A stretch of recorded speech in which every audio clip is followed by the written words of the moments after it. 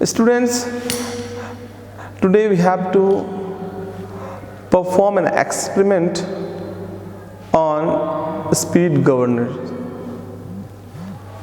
Before starting the experiment, I would like to introduce the system in such a way that this device is used in almost all type of prime movers to control the supply of fluid or the fuel to the turbine or the engine to maintain a desired optimum speed of the engine or the turbine. Because if there is a fluctuation in the speed of the prime mover, the frequency we will be getting will also be fluctuating. And most of the equipments which we are using, they are very much affected by the fluctuation of frequency. Particularly, you can say all induction motors in our country, they run at 50 Hertz frequency. So our objective would be to maintain that frequency, number one, in case of prime mover. Similarly, when we are using a governor in an engine, in that case our objective is a little bit different. Here also we maintain a specific speed of the engine even though there is any load fluctuation, right? So we can conclude that a speed governor basically maintains an optimum speed of a prime mover by suitably controlling the fluid, either a fuel or water supply to the turbine, to regulate an optimum speed for the maximum efficiency of the system. Now, basically there are three common types of governors. Number one is dead wet governor. You see, this is the dead wet governor, because in this governor we have got a heavy wet over here. But the same governor, if provided with a spring over here in place of this, that will be known as spring loaded governor. And the third type, which is very rarely used, that is called inertia governor. Normally the dead weight governor will be applicable where the system or the engine or turbine, you can say, they are in stationary mode. But suppose the system is mobile, say in case of vehicle, we will have to go for spring loaded governor. There will be a spring over here, because every time the angle and orientation of the engine changes while it is being driven. Okay, but fundamentally and conceptually they are same. In case of spring loaded governor or dead weight governor, we find that there is a fly mass. At both ends there are masses. And as we rotate the system, what will happen? Due to centrifugal force, these masses will try to come out. We will see it right now. And due to that, this will be lifted. Right? We can just check it first. Right now, let us check it. Now we are rotating it.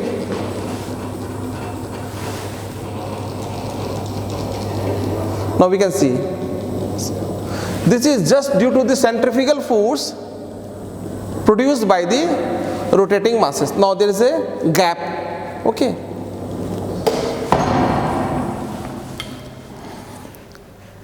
Now the other parts are upper arm, lower arm, dead weight, spindle, and here right now we have got a mechanism to rotate the spindle.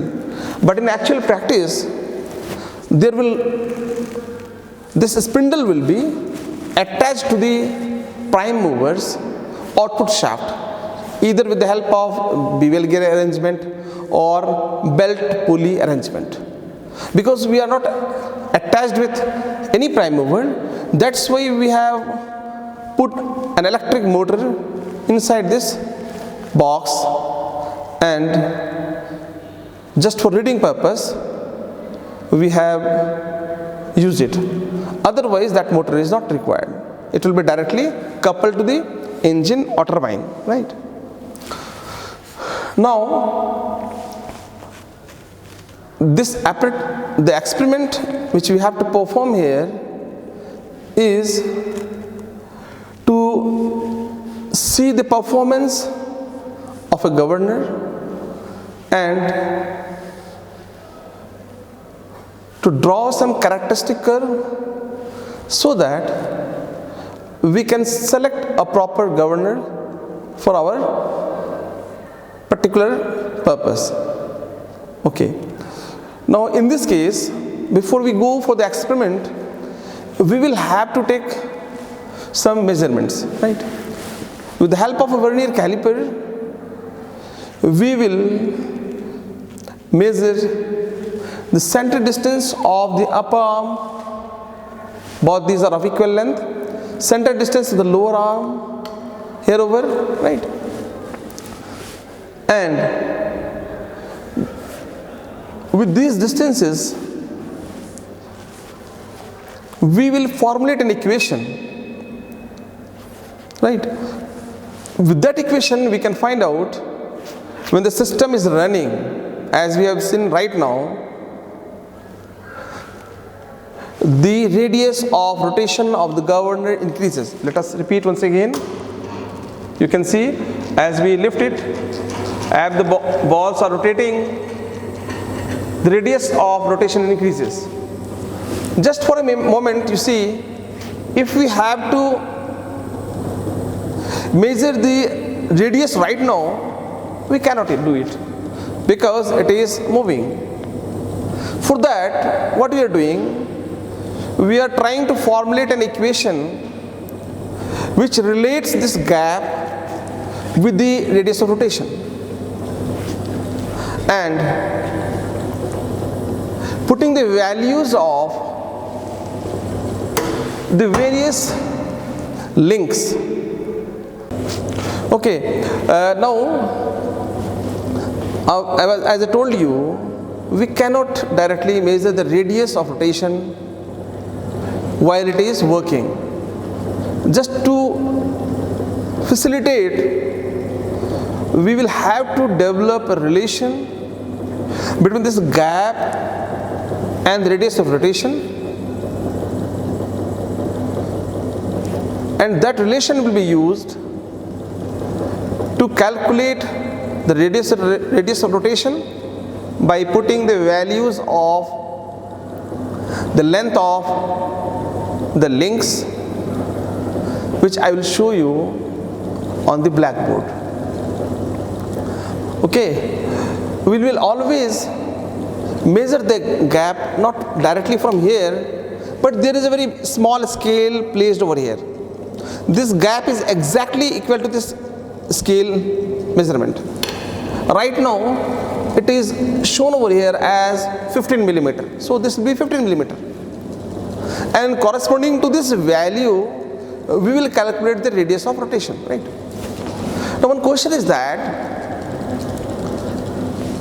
if we increase the dead weight which is placed over here, the behavior will be changed, right? That means this lift, for the same lift, there will be characteristic curve will be different, right? So now let us go to the blackboard and try to understand how this equation is derived and how we will proceed to get the characteristic curve, which is known as controlling force diagram, right, or control force diagram for a particular governor. Okay, now let us go to the blackboard. Okay, now see this schematic diagram I have drawn over here. With this diagram we can understand the functioning also. This is a bevel gear arrangement, and this horizontal shaft is connected to the engine, or we can replace this arrangement with the help of a belt pulley. And this is the spindle, right, as we have seen physically, and there is a dead weight, this M, placed over here, right, and this part is called sleeve. You see the sleeve part, and the dead weight has got a central hole through which the spindle passes, right, and this is the top arm. Two top arms are there, two lower arms are there, or you can say upper arm and lower arm, right, and this sleeve is connected with a lever or bell crank lever, you can say, to the throttle valve in case of an engine, right. What happens as we increase the speed, this will increase, right. Increase of speed means the load has been reduced on a system. Say a turbine is running at certain RPM, say 10,000 RPM, and by chance it reduces its speed to 9,000 RPM. Why it is reduced? Reason behind is that the turbine is loaded somewhere, the more load demand is there. In that case, if the speed reduces, the ball will come down, or when the load is reduced, speed will increase, right? So the balls will move up. When the balls moves up, this lever will actuate this valve. Okay, students, this is the schematic diagram, and with this diagram we can understand the functioning of a dead weight governor. This particular dead weight governor is known as Porter governor. Means dead weight governor will be of various types. This particular type is Porter because a dead weight is over here. Now here there are two upper arms, there are two lower arms, fly mass here over, two fly masses are there, and a dead weight over here. This is connected to a sleeve. There is a central hole. Through the central hole there is a spindle, and the spindle is connected with a bevel gearing system or maybe a belt pulley arrangement, and that horizontal shaft is connected to the prime mover. Maybe it is an engine or maybe it is a turbine. Here we are using it for the engine. What happens? This sleeve is connected through a lever, and the lever is connected to the throttle valve, right? As the load on the engine while working increases due to any reason, particularly when the demand is reduced, the load reduces. When the demand is more, the load increases. Whenever there will be a decrease in load, the speed of the spindle will increase because the speed of the turbine will increase, or the speed of the engine will increase, and this increased speed will try to take the flying balls away from the spindle, right, as we have seen over here, right. When the load increases, the speed of this shaft will reduce, correspondingly the speed of this spindle will reduce, and the rotating mass will try to come down. So that means this R will vary where there is a fluctuation in load, right. Now where there is a fluctuation, this sleeve will move up and down.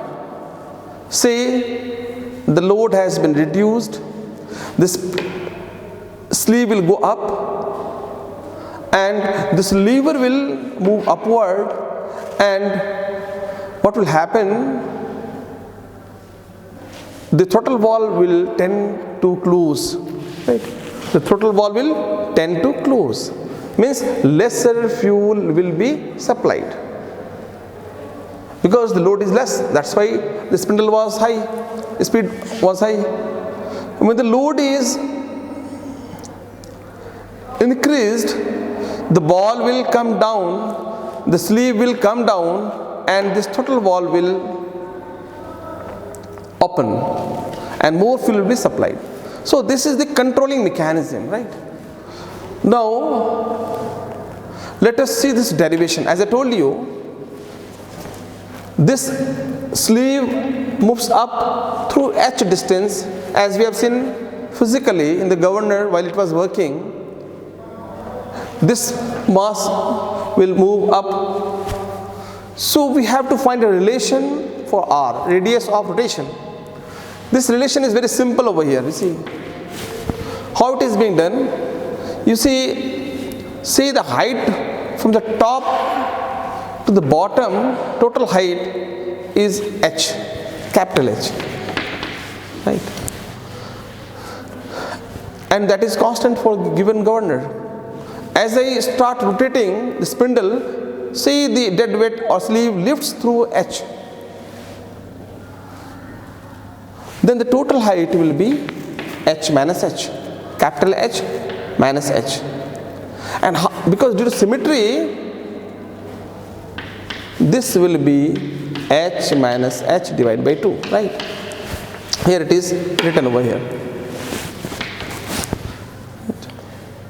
Now just see this right angle triangle.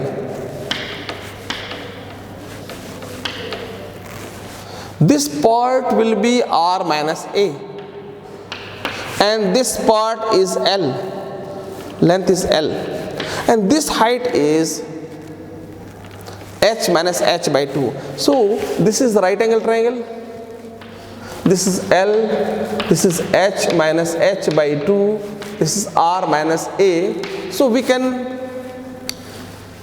get this relation using Pythagoras theorem. And ultimately, if you see minutely, we find this is nothing but the relation of r with the various parameters, h which is fixed for a given setup, r, l which is fixed for a given setup, h which will be varying while we are increasing or decreasing the speed of the spindle. Every time you also see that a is a constant, right? This a is a constant for a given governor. So ultimately we have to measure h every time to find r, and rest of the things are fixed. Okay, this way we will be calculating r for different RPM. Now let us plot the graph of the centrifugal force which will be acting outward. The centrifugal force will be m omega square r. This is the centrifugal force, and this centrifugal force is also known as indirectly a controlling force, but actually the controlling force is being created by the dead weight. Or sometimes when a spring is there, the spring will be responsible for the controlling force. Right now the controlling force will be equal to this much, which will work in the opposite direction. When they are in equilibrium condition, m omega square r, which is the centrifugal force, will be equal to the controlling force. Now we have to draw this graph.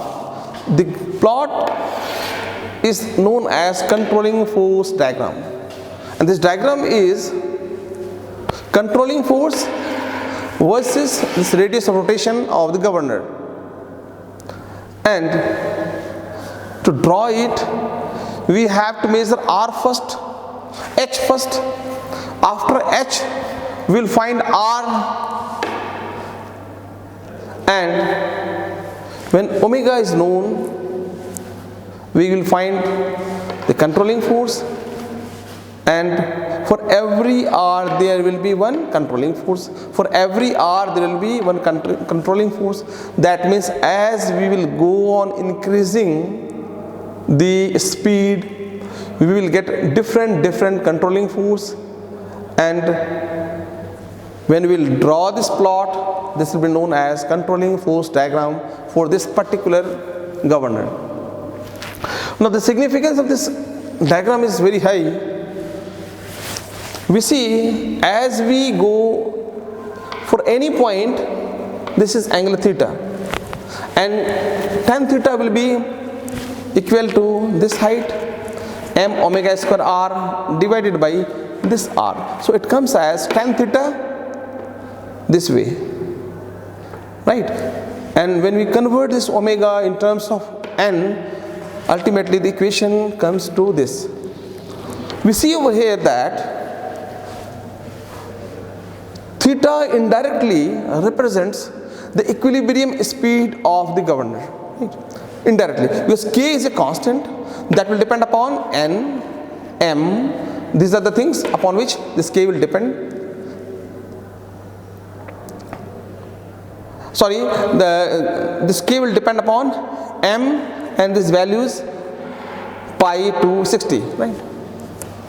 So this relation is very important, because once k is known to us, at any point we can find the equilibrium speed. Suppose we have to find the equilibrium speed at this point, say at this radius. We will connect this point like this. We will measure this angle theta. We will calculate tan theta, multiply with the constant, we will find n, which is the equilibrium speed of this governor. But the interesting thing over here is to note that beyond this tangential point, as we increase the radius, the speed increases. So beyond this point, we will say the governor is stable. But before this point, the governor is not stable, because as you increase the radius, the theta value reduces. That means speed reduces, which is contradictory. So with the help of this characteristic curve, we can state that whether the governor is stable, unstable, or at what point it will be stable and at what point it will be unstable, right? And we need a stable governor. Number two, if a point is given or if a radius is given, we can immediately calculate what is the equilibrium speed with the help of this relation. That's all.